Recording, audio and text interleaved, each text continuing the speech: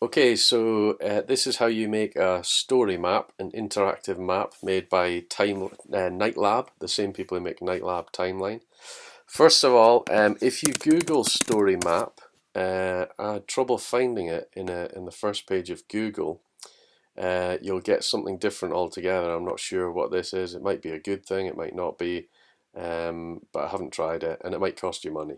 This is a good thing. I have tried it and it won't cost you money. So it's storymap.nightlab.com. You'll need a Google login for this, not a university Google email address, Gmail address, but a personal Gmail address, which you should have already if you have Google Drive and so on. So if you just go to this page, click Make a Story Map.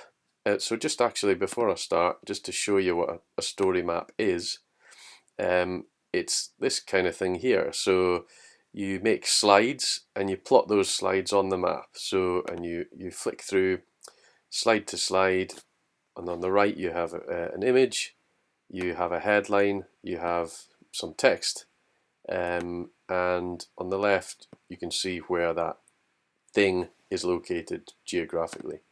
So you flick through like that, and you can upload video, you can upload images, and you can even embed content, I believe, tweets and things like that. So that's how that works generally. So Nightlab timeline, storymap.nightlab.com, and then click a story map, make a story map rather. This is where it's asking you to sign in with your Google account, which I will. Eyes away while I type in my timeline, my password. Eyes away while I forget my password, and then remember it. Good. Okay, so here we go. So we're going to start. Well, what we're going to call it. So we're just going to do a test one using the landmarks of time and where images. There we go. That will do. Okay, so the first thing you want to do is, this is the sort of home page. So when people get onto your map, what are they going to see? So I'm going to call it landmarks of time and where, an interactive story map looking at some of our best loved landmarks, something like that. And I would upload an image here. So don't use an image that you're going to use in the map itself. Just use a different image, because you don't want repetition generally. Always remember to add credits. So whoever's given you permission to use that thing, this is where you credit them. You might want to put a little caption in here, or you probably, to be honest, I think it's better if you just use put the information in on this bit here. So okay, we're happy with that. So now we're going to build the map. Click and save as you go. Add slide. So this is where you build the location aspects of this. So the first one I'm going to do is Angel of the North, and I've written some blarney there, so there we go. The good thing about this is you don't have to upload. You can upload images directly. So I've got all my images together. I'll put it in here. There we go. Upload. Don't forget that credit again, so we can find that person and credit them appropriately. So I'm happy with that. What I need to do now is add the location information. Now this is a bit shonky in my experience. It won't find everything. So if I write in Angel of the North, I'm not getting any results here. So what I would do is I would just look it up on Google Maps. Angle of the North. I'm going to write that about 100 times, I'm sure. Here we go. So here's the full address of it. So I'm just going to put the postcode in. See if that works, and bang, it does. So just make sure that's where you want it to be. That looks right to me. So now we have the location for that pointer on the map. That's a bit of a boring icon, So you can change it by clicking on marker options.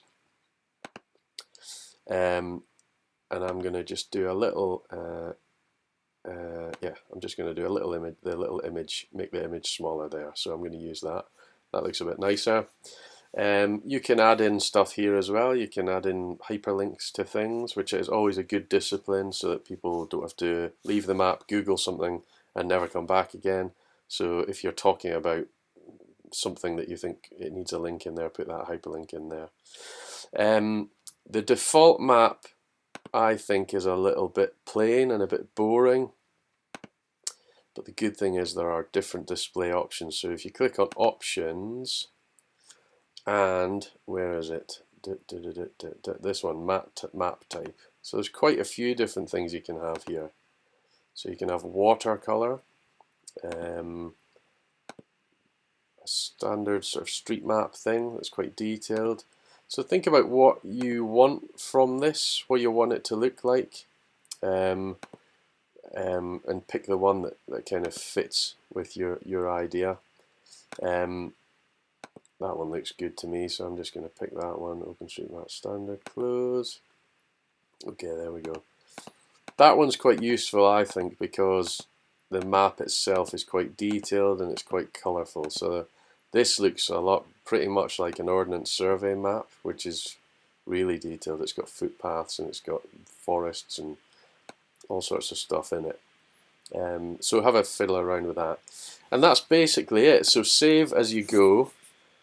Add slides as you go. So let me have a look. What will I do now? Chopwell Woods. Upload an image. Choose a file. Chopwell Woods open.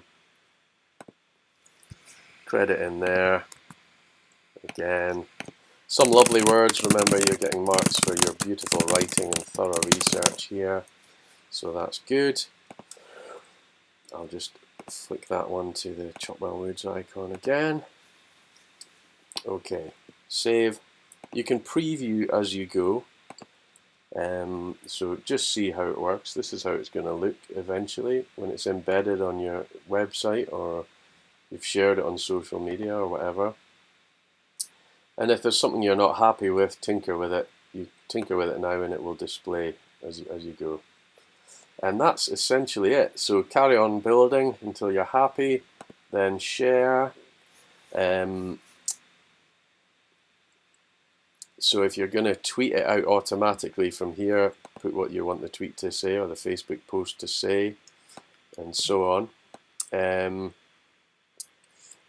you can embed it as well. So if you're submitting it to something like Spark, copy that and embed it onto your post, and I'll show you how to do that in class.